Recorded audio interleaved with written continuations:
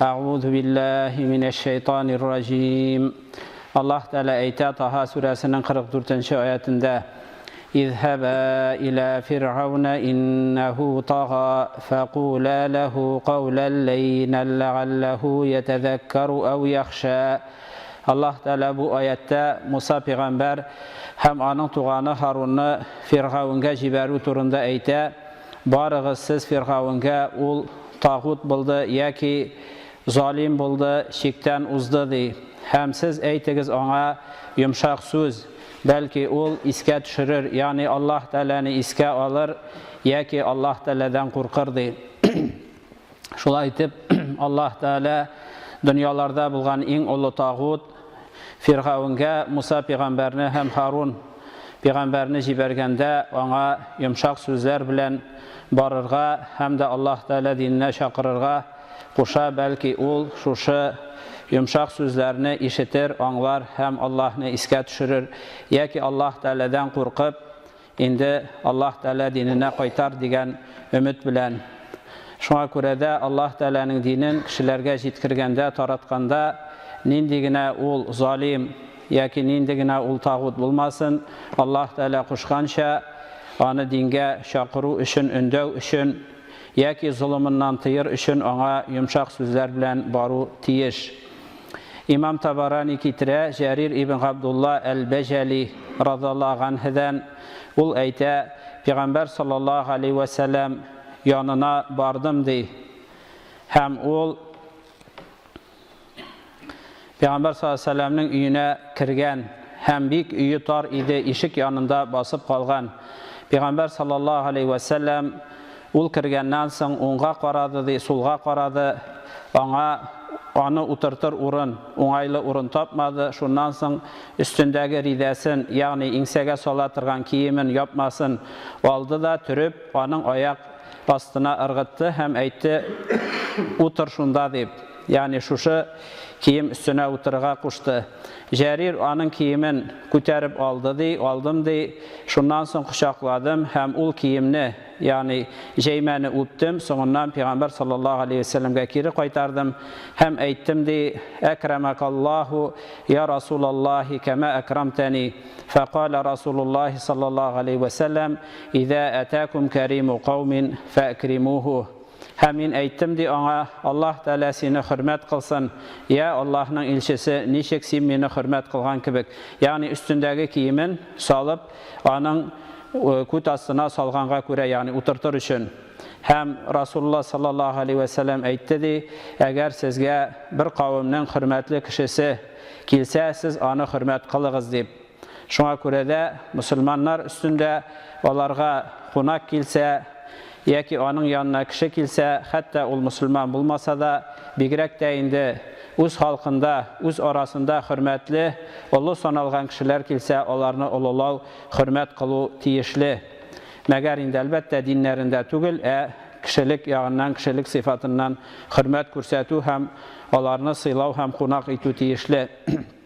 İbn Gasakir kitire üzerinde rivayetini Gadi ibn Hatim radallahu anh'den ul ayta Peygamber sallallahu aleyhi ve sellem yanına kirgeç şulay yok indi. Yani Peygamber sallallahu aleyhi ve sellem yanına kile eli Müslüman bulmağın vaxtında hem Rasulullah sallallahu aleyhi ve sellem ona minderin bire yani kutasına oturur üçün. Lakin bu kişi indi yani ul vaxtda Müslüman bulmay. Gadi ibn Hatim ul minder üstüne oturmay.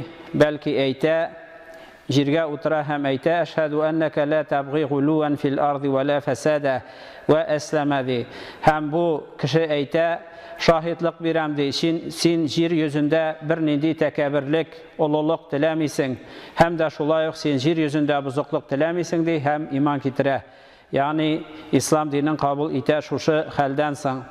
Hem sahabeler bunu kurgeç eyteler, ey Allah'ın ilçesi, ya Nebi Allah, لَقَدْ رَأَيْنَا مِنْكَ مَنْظَرًا لَمْ نَرَهُ لِأَحَدٍ فَقَالَ نَعَمْ هَذَا كَرِيمُ قَوْمٍ فَإِذَا أَتَاكُمْ كَرِيمُ قَوْمٍ فَأَكْرِمُوهُ. Yani üzerinin yatatırgan башын сала торган мендәрен аның күт астына ташлаган, ягъни утыртырга теләгән. Һәм сахабалар әйткәннәр: "Эй Аллаһның пәйгамбәре, мондый хәлне бер кайчанда синнән күргән булмады" дигәч, һәм ул әйтә: "Әйе ди, бу бит кавымының хөрмәтле, ягъни үз арасында хөрмәтле улы булган кеше. Әгәр сезгә бер кавымның, бер халыкның хөрмәтле улы кешесе килсә, аны хөрмәт кылыгыз, улулагыз" дигән Пәйгамбәр саллаллаһу алейхи ва саллям. Шулай ук Әбу Рашид ибн Габдуррахманнан китерелә. Пәйгамбәр саллаллаһу алейхи ва саллям янына 100 кеше килдек ди. Ягъни бу әле ислам динен кабул иткәнче Мәдинәгә 100 кеше килдек ди. Һәм аның йортына җиткәнче иптәшләрем әйтте ди. Ягъни 100 кеше җыелып барганнар инде. Пәйгамбәр саллаллаһу алейхи ва саллям күрер өчен һәм танышыр өчен, нәрсә белән килгән, нинди кеше икәнен белер өчен. Һәм алар әйттеләр миңа ди: "Эй Әбу Муавия, син бар аның янына", ягъни шушы Пәйгамбәр саллаллаһу алейхи ва саллям янына инде җибәрәләр. "Әгәр син аннан үзең сөйгән әйбер күрсәң, ягъни яхшылык күрсәң, кайтырсың да безгә дә сөйләрсең. Әгәр син аннан яман әйбер, ягъни үзең сөймәгән макрух әйберләр күрсәң, кайтып безгә сөйләрсең һәм без дә кайтып китәрбез" дигән. Шуннан соң инде бу Әбу Муавия Пәйгамбәр саллаллаһу алейхи ва саллям янына килгән һәм ди: "Мин кавымымның иң бәләкәй кешесе идем" ди. Ягъни инде ул яше ягыннан булырга мөмкин һәм шулай ук инде ягъни байлыгы яки нәселе ягыннан инде араларыннан ягъни иң олы кеше түгел идем ди, бәләкәйләре идем ди. Һәм мин әйттем ди: "Эй Мөхәммәд, әнгим сабахан", ягъни җаһилият вакытында аларның күрешә торган сүзләре, ягъни иртән хәерле булсын дигән мәгънәдә инде. Иртән яхшы булсын эй Мөхәммәд дип әйттем ди. Пәйгамбәр саллаллаһу алейхи ва саллям әйтте ди: "Лейса һәза бисаламил муслимина бa'духум галә бa'д". فقلت له: "وكيف يا رسول الله؟" قال: "إذا أتيت قوما من المسلمين قلت السلام عليكم". قلت السلام عليكم ди. Ягъни Пәйгамбәр әйтте ди: "Бу мусламаннар арасындагы сәлам түгел, ягъни күрешү сүзе түгел" дип әйтте. "Алайса ничек соң, я Аллаһның илчесе" дип әйттем ди. Пәйгамбәр саллаллаһу алейхи ва саллям әйткән: "Әгәр мусламаннардан булган бер кавымга, бер кеше янына килсәң, ассаламу алейкум дип әйт" дигән.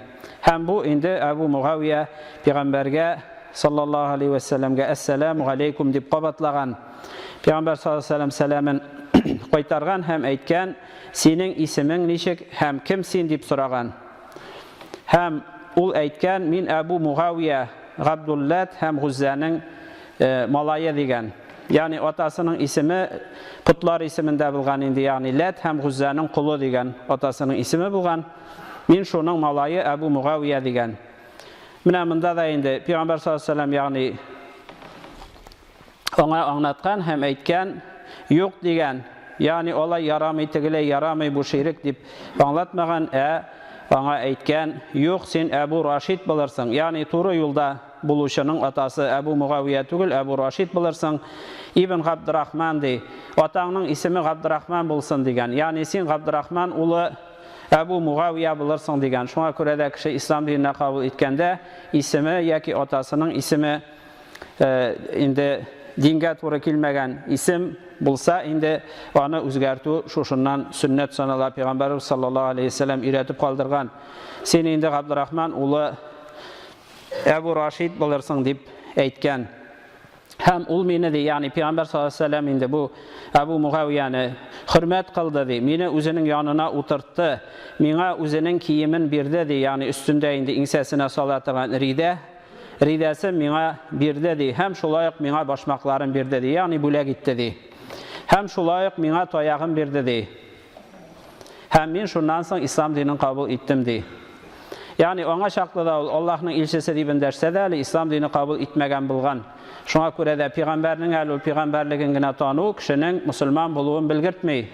Мусульман түгел кешеләр дә. Шуңа күрә дә мәсәлән Насара динендәге кеше ислам динен кабул итсә, аңа ла илаһа иллаллаһ Мухаммад Расулуллаһ дип әйтү генә җитми. Чөнки алар арасында бар Аллаһны илаһ, бердән бер Аллаһ дип һәм дә пәйгамбәребезне пәйгамбәр дип танучылар бар, ләкин алар инде ул гарәпләр өчен җибәрелгән, Гыйса пәйгамбәр безнең халыклар өчен дип итәләр. Шуңа күрә дә монда да Әбу Муавия инде ул аңа Аллаһның илчесе дип эндәшсә дә, Peygamber sallallahu aleyhi ve sellem аны hürmet kılgaç, yanına oturtgaç, аңа үзенең киемнәрен, башмакларын бүләк иткәч, таягын бүләк иткәч, шуннан соң ислам дине кабул иткән бу сахаба. Һәм инде әлбәттә ул кайтып сөйләгәч, инде башка аның иптәшләре дә, ягъни 100 кешелек шушы кавым килгәннәр, алар ислам динен кабул итеп кайтып киткәннәр. Шуннан соң Пәйгамбәр саллаллаһу алейһи ва сәлләмгә моны күргәч әйттеләр ди, бергә аның янында утыручылар, ягъни сахабалар: "Эй Аллаһның илчесе, син шундый бу кешене хөрмәт кылдың" дип, һәм Аллаһның илчесе саллаллаһу алейһи ва сәлләм әйтте ди: "Һәза шәрифу каумихи, фә иза атакум шәрифу каумихи, фә акримуху." Ягъни яше бәләкәй булса да, араларында иң олысы, иң байы, иң хәллесе булмаса да, Пәйгамбәр саллаллаһу алейһи ва сәлләм әйткән, бу үз кавымының хөрмәтле кешесе дигән. Шуңа күрә дә алар үзләре арасыннан бәләкәй булса да аны җибәргәннәр Пәйгамбәр саллаллаһу алейһи ва сәлләм янына һәм әйткәннәр: "Әгәр син аннан яхшылык күрсәң, без дә танырбыз, барырбыз" дигәннәр. "Әгәр син аннан яманлык күрсәң, сөймәсәң, без дә кайтып китәрбез" дигәннәр. Шуңа күрә Пәйгамбәр саллаллаһу алейһи ва сәлләм әйткән, ул ди үзенең кавымының, халкының хөрмәтле кешесе. Әгәр bir кавымның, bir халыкның хөрмәтле кешесе килсә, аны хөрмәт кылыгыз дип Пәйгамбәрбез саллаллаһу алейһи ва сәлләм инде сахабаларга васият әйткән. Шулай ук китерелә Әбу Зар радиллаһу анһудан: Rasulullah sallallahu aleyhi ve sellem mingə әйтте ди. Əbu Zar radiyallahu anh indi bilgili sahabelerden bit indi. Allah'ın ilçesi mingə әйтте ди: "Keyfə tara Jugaylən?" Jugayl digən bir sahabe bulgan. "Sin onu nişik biləsin?" digən. "Qultu miskinan ka shaklihi minan nasi." Ул ди, başqa miskin kişilər kimi kişilərdən bir miskin kişi dip әйттем ди. Şundan soň Peygamber sallallahu aleyhi ve sellem soradı ди: "Fa keyfə tara fulanan?" Əminə falan kişini nişik biləsin digən. Min әйттем ди: "Seyyiden min sadatin nasi." Kişilərinin bir hürmetli başlıklarından bir başlık dip әйттем ди. Yani otaklı kişilərdən bir otaklı kişi, seyyidlərdən dip әйттем ди. Peygamber sallallahu aleyhi ve sellem mingə әйтте ди: "Fa Jugaylun khayrun min hada min misli hada mil'al ardi." Jugayl digən miskindi, ul menə bu hürmetli kişi, jir tulu şul xatlı hürmetli kişilər bolsa da, onlarga qaraganda bir miskin Jugayl xeyirlirək dip әйтте ди. Şundan soň men әйттем ди: "Ey Allah'ның ilçesi, ul şunday kişi bula turib, yani hürmetli bolsa da, indi derecesi bulmagan Allah Teala qarşında şulay bula turib, sen nişep ana şul xatlı hürmet etəsingsin" dip soradım ди. Peygamber sallallahu aleyhi ve sellem әйтте ди: "İnnehu ra'su qawmihi fa ana ata'allafuhum." Ul öz kavminin başlığı, şuna görə də men onu İslam dinine ülfət qılam dip әйтте ди. Yani ko'ngilin yumşartırga tırışam, İslam dinine məhəbbəti uyansın üçün dip әйтте ди. Bu indi ayetlerden hem hadislerden anlaşıla. Yani Müslümanların vazifası Peygamber sallallahu aleyhi ve sellem rəvişində, misalında kişilərini dingə çakırу. Şuna görə də şəhərimiz indi yarım milyondan artıq kişi bulsa da, meşitlərə məsələn küp bulsa indi 1000 kişi kilədir her bir kişi. Yani küp kişi öyleyinde, yani mullalar var, müəllimlər var. Yani yarım milyonluq şəhərə indi 10 imamdır, 15 bulsun məsələn, oxutucular vardır indi 50 bulsun, lakin xalq yarım milyon. Şuna görə də İslam dininə çakırу, kişilərə İslam dininin xeyirli yaqların, Peygamberimiz sallallahu aleyhi ve sellem'nin sünnetini kürsətu, ul her kişi, şuşunda kilgen her bir kişi üstündəki buruş. Şuna görə də Müslüman bulmasalar da, onlara körşü haqların ötəv, kişi haqların ötəv, tuğanlıq haqların ötəv.